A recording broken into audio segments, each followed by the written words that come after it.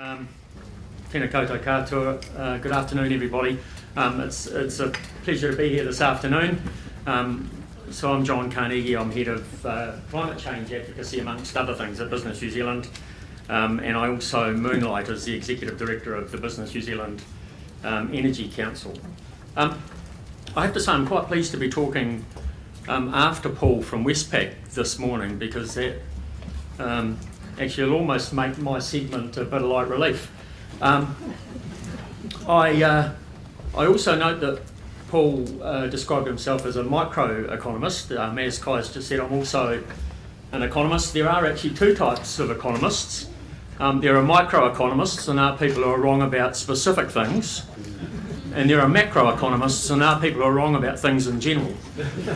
Not that I've got anything wrong against macroeconomists, but they did successfully forecast 9 out of the last 5 recessions.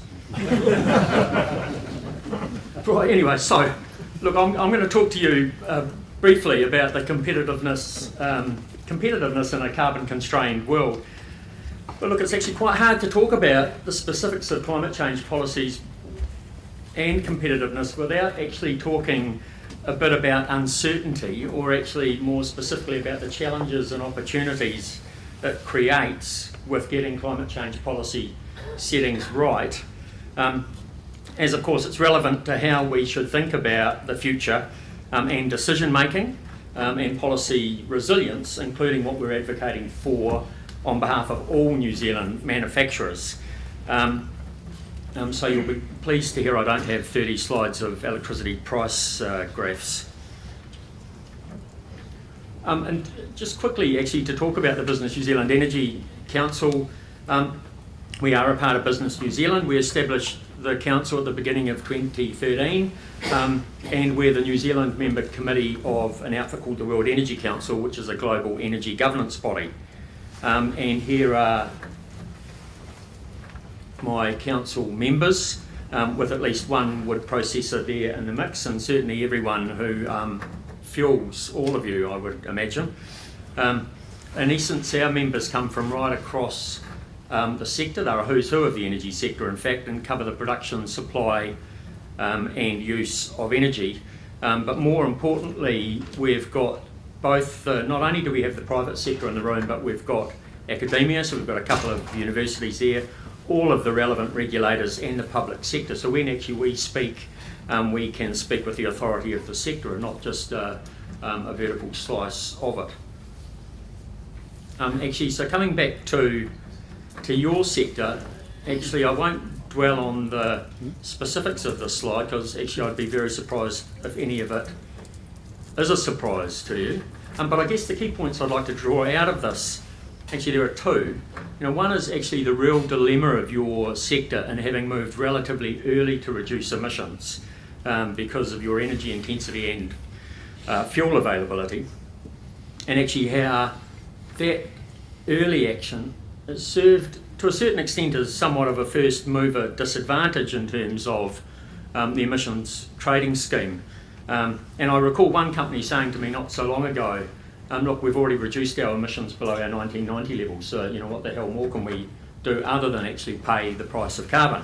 And I guess the other point is the difficulty in actually a large number of you in meeting the eligibility thresholds for getting free units under the emissions trading scheme, with only the very biggest of you able to, and with most of the smaller ones of you missing out and simply having to face higher energy costs.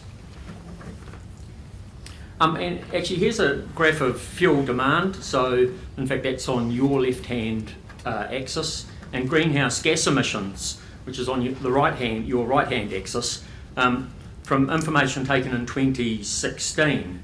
And I think this graph actually builds quite nicely on the point I've just made and speaks volumes. So about 80% of the sector's energy consumption was met using wood fuels.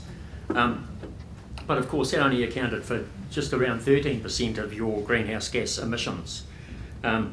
Most emissions, as you'd expect, come from using natural gas, coal and LPG, even though you're only using about 12% of that to meet your energy needs. So the sector's biggest emission reduction opportunity is, given that, is reducing natural gas consumption by increasing energy efficiency or switching to renewable fuels, or in fact greater electrification. But of course that comes with a very big but, which is subject to it being commercial. Let me talk quickly about the current climate change policy developments. There's a hell of a lot going on in this space, which I'm almost positive you'll all have picked up on. And again, I won't go through that list, other than actually to say that with just about all of these things, we're yet to see the specifics of them. So, for example, we haven't seen the zero carbon bill. We haven't seen the advice from the Interim Climate Commission on the 2 points it was asked to address. Haven't seen the government's response to the Productivity Commission's report, or in fact the outcome of the ETS review. Maybe a few trees have been planted, but then again, if we're talking about climate change, we all know that that's a 25-year solution, not a today or even next year solution. And here's the issue with that actually. Here's a schematic of the emission reduction target options that are currently on the table. There's essentially a carbon-only version that roughly equates to the current net positive target, so that's the green dot there. And an all gases option that, well, actually you can see what that means. You know, that's the red dot. So we have current gross emissions of around about 80 million tonnes a year. Carbon accounts for about 35 million tonnes of that, and that's comprised of power around about 6, transport of 18, and manufacturing, so that's your sector at 11. And in light of the proposed target, so the red dot, let me actually pose the question about the future of wood processing to you. You know, what do you think the role of wood processing will be? You know, as you can see from that graph, we're starting with a net curve, so a curve that actually already has forestry taken off it. I guess in terms of responses, the two other options really are international units and actual reductions, and there are no international units and won't be for quite some time. So what might this mean, for example, for the gas on which many of you rely, or the costs of electricity or petrol? And in fact, there's recent talk, came through in a recently released Parliamentary Commissioner for the Environment report, that in fact the reduction requirement should be an absolute zero target for carbon by 2050. So no fossil fuels at all by 2050. So again, can you imagine running your businesses without any fossil fuels at all? And clearly the implications of getting this wrong actually are, well, terrifying, to put it mildly. You know, we hear about New Zealand being the land of opportunities, and absolutely it is, including actually in your sector, but it's important that we set the opportunities against any potential costs. And so actually these are non-trivial numbers, right? And actually what's more, they're the government's numbers. They were prepared for the Ministry for the Environment.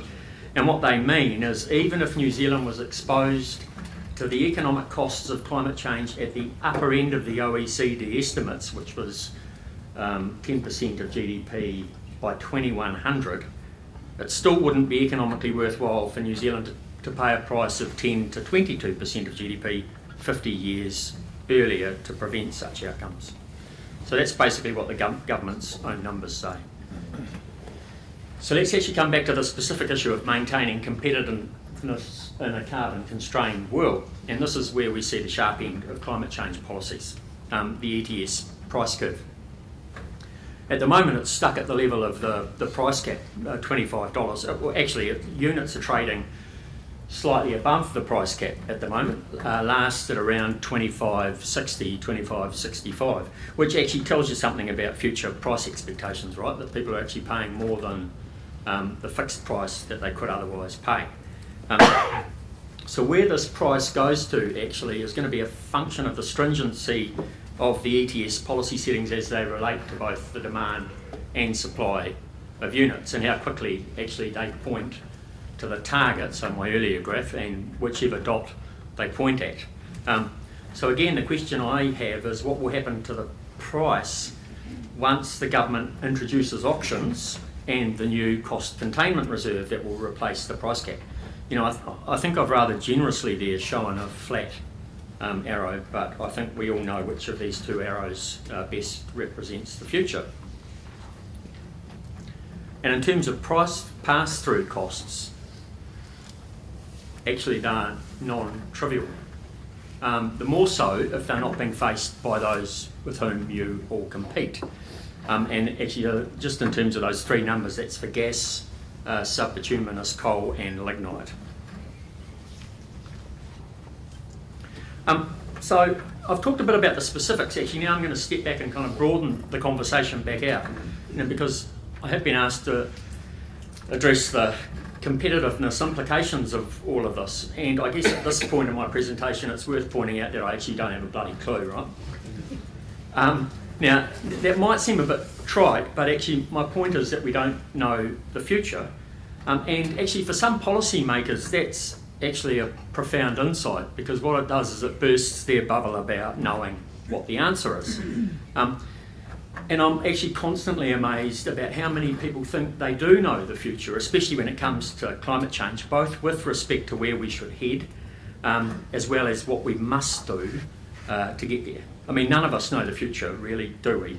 And in fact, and this is a point that's been drawn out in a number of the presentations that you've already heard, you know, in fact, with the rate of technological change that we're observing, you know, no one does. Though again, you might be forgiven for thinking that some do. So we all actually operate in a world where we don't have perfect foresight, but you all know that you're making investment and operational decisions on a daily basis in the real world. And yet this point about uncertainty is that it's palpable and actually played out over decades could make a hell of a difference. We're not actually talking about small variations. So the future, and I guess I'm not necessarily just talking about climate change or climate change policy, has, if anything, got harder to predict, not easier, even if we think that the problem we're solving has become clearer. And in this case, it has, and I guess that last bit's important. I did just say that the problem we're solving, climate change, has got clearer and, in fact, more pressing. But the world we live in actually isn't static. You know, again, one just needs to think about the pace of technology change and the shifting state of geopolitics to know this to be true.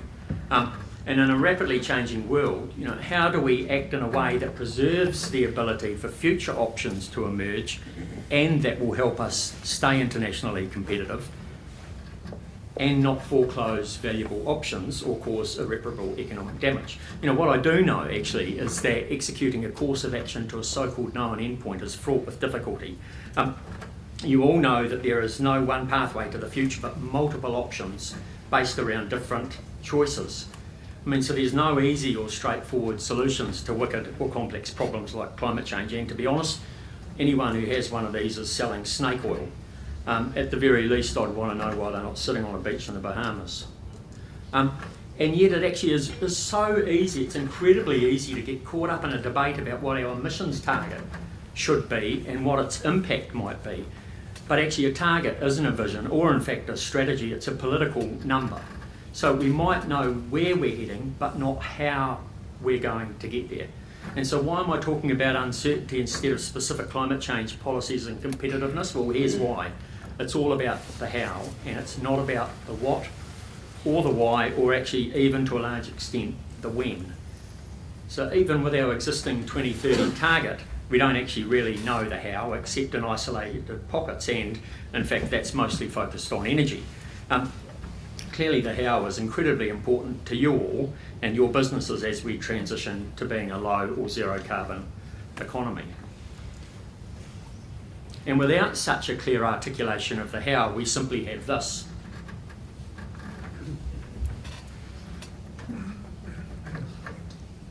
And I hate to say it, but there's an awful lot of this going around. I mean, this is what we in our work, specifically in the Energy Council, try to avoid. Stories about the future that require massive leaps in faith, about things that the storyteller simply believes ought to happen, and then policies based around them. So this is the sphere where we all get stories about us all driving electric cars by 2024 or whatever date you want to pick, and us solving our climate change challenged by a methane injection for cows, or worse, our energy-intensive business closing. And the latter one, you might think I'm nuts suggesting that, the latter one was a centrepiece of a work done by Vivid Economics for a cross-party group of MPs last year or the year before.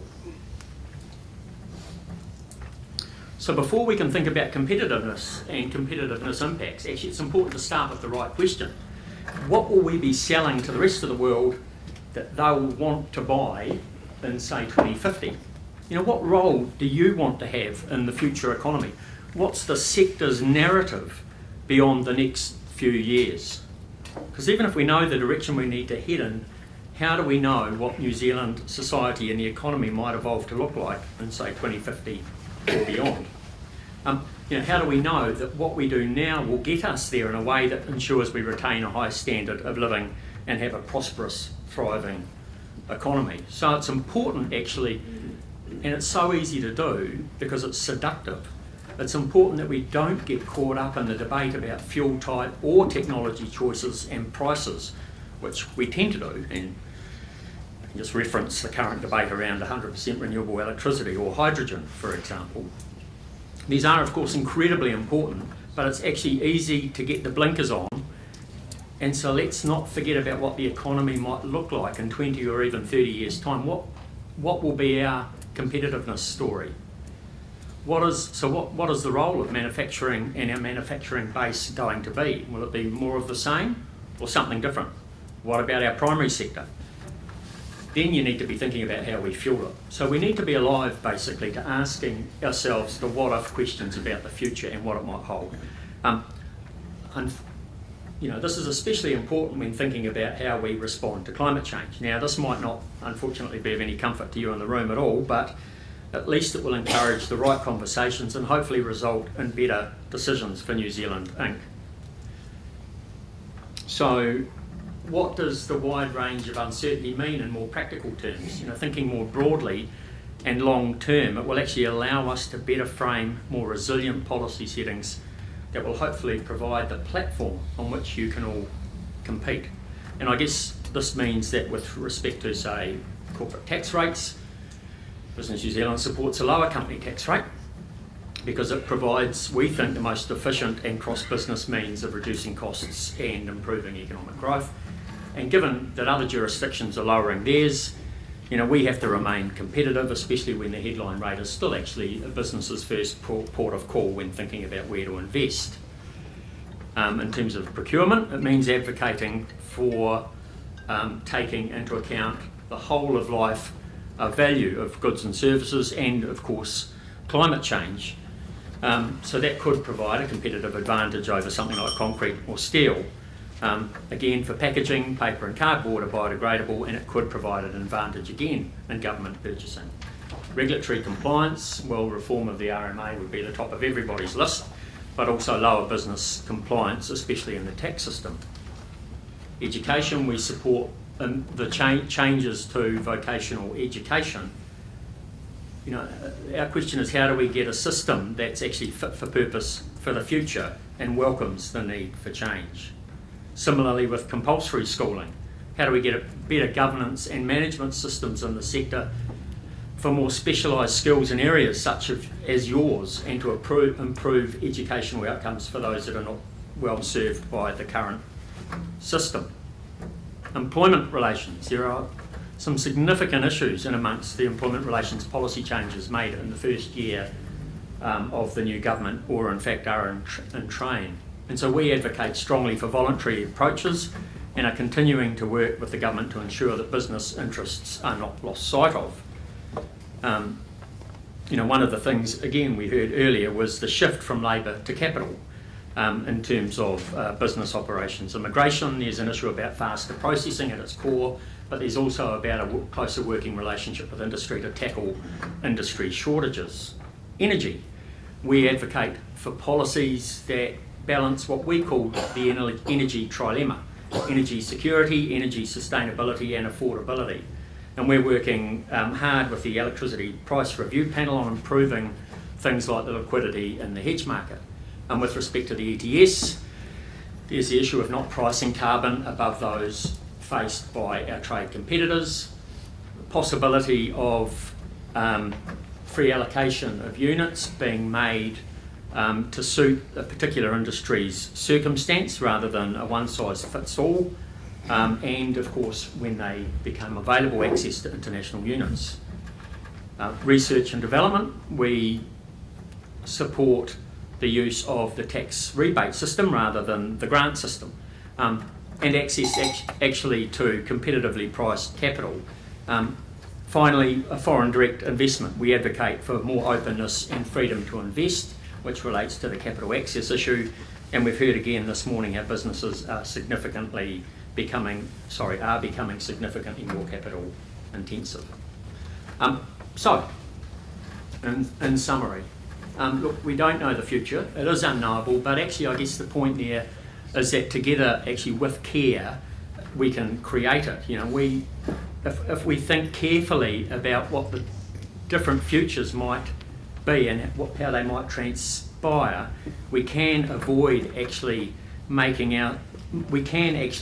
ourselves more operationally resilient and avoid getting locked into bad policy decisions. And so maximise our economic resilience and set a sound platform from which we can compete. Now, clearly I recognise it's not all roses out there, and there are a number of practical important lessons from current experience that have emerged. You know, one is that it is generally accepted that energy costs are going to rise, but the positive flip side to that is that energy shifting or energy reducing investment proposals are more likely to get across the line. And I guess the other one is about asymmetric climate change policies, clearly a source of competitive pressure and need to be reflected in policy design. So look, ultimately what we think business needs is predictable, durable and resilient policies that last beyond political cycles in order to give you all actually the confidence to invest and create jobs. Thank you very much.